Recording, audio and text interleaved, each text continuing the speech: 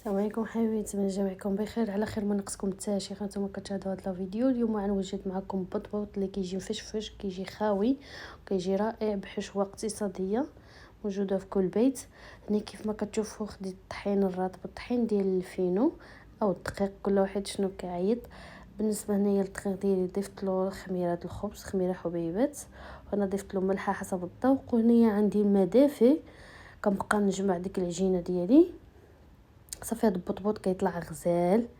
الدقيق ديال الفينو او الطحين كيف ما كنقولوا، كيطلع بطبوط غزال وفشفش خاويه. نتوما تشوفوا معايا الطريقه، خليكم مع الفيديو حتى الاخر تشوفوا الطريقه ديال العجينه. ما خليوه، كندير لكم مزيان، ما كنخليوهش يقاصح بزاف، لان اذا بقى شابه راسو ضروري العجينه خصنا نحصلوا عليها تكون رطبه.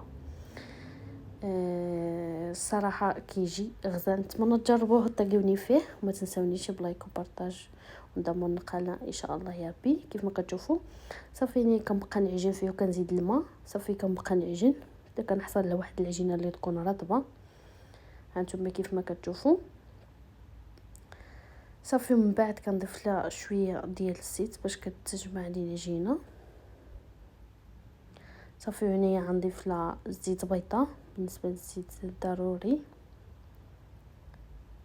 صافي هنايا عملها زيت بيضه، نخليها هي كندهنها هكا،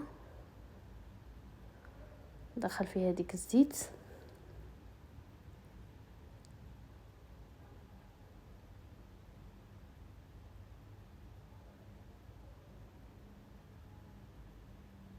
صافي هنايا جمعت العجينه ديالي. صافي هنايا غنغطيها ونخليها تخمر لي مزيان.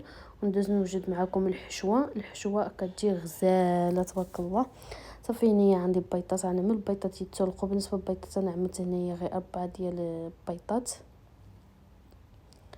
صافي هنايا عملت الكاسرون فيه الماء نعملها يتسلقوا.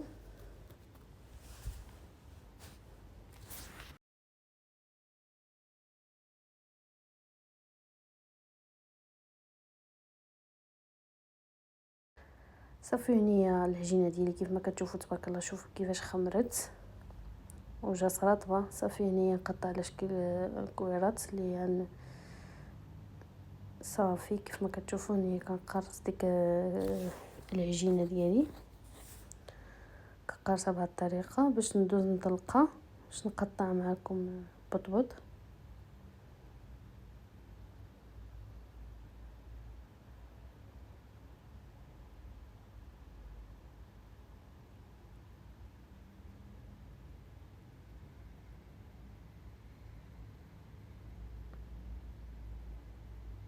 صافي هنايا كنرش الدقيق على سطح العمل وكنطلق العجينه ديالي فحال هذا الشكل هذا.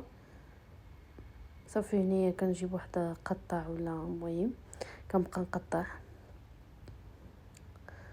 صافي ونخليه يخمر وندوز نطيبو معكم. ممكن تعملوهم مربعين، كيبقى الاختيار ديالكم. صافي هنا خديت واحد المنديل بقيت كنعمل فيه ديك البطبوط تيخمر مزيان وندوز نطيبو. وهنايا ندوز نكمل معكم على الحشوه بيد ما يخمرنا بطبوط. صافي هنايا عندي الكاشير او مرتديله، كل واحد وشنو كيعمل، كيبقى الاختيار.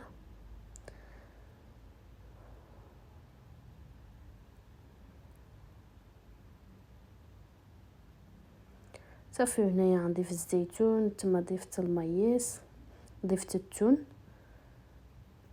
بالنسبه للحشوه كيبقى الاختيار ديالكم. بالنسبه هذا البطبوط كيجي غزال بهاد الحشوه ديال الشلاضه.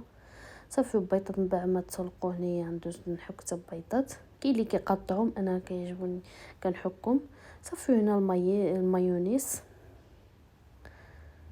صافي من بعد ما خلطت الحشوه ديالي هنا دوزت صبات المقلوع عملتها تدخل مزيان. شوفوا كيفاش كيتنفخ، جا غزال صراحه وجا خاوي. صافي هنا كنبقى نطيب حتى كنسالي البطبوط اللي عندي كامل، كنبقى نطيب بطبوط حتى كنساليه. بالنسبه باش كيجي منفخ كيتنفخ ضروري يكون عندنا بوطه مجهده. نتوما تشوفوا جا خاوي.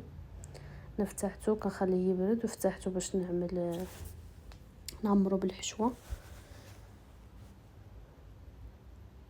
صافي هنا ندوز نعمر البطبوط. صافي. هنا قطعت الخاص وبصيله وطوماطيش، كيبقى الاختيار ديالكم. انا كنعمل هاد الحشو، كنعمل الخاص من فوقي.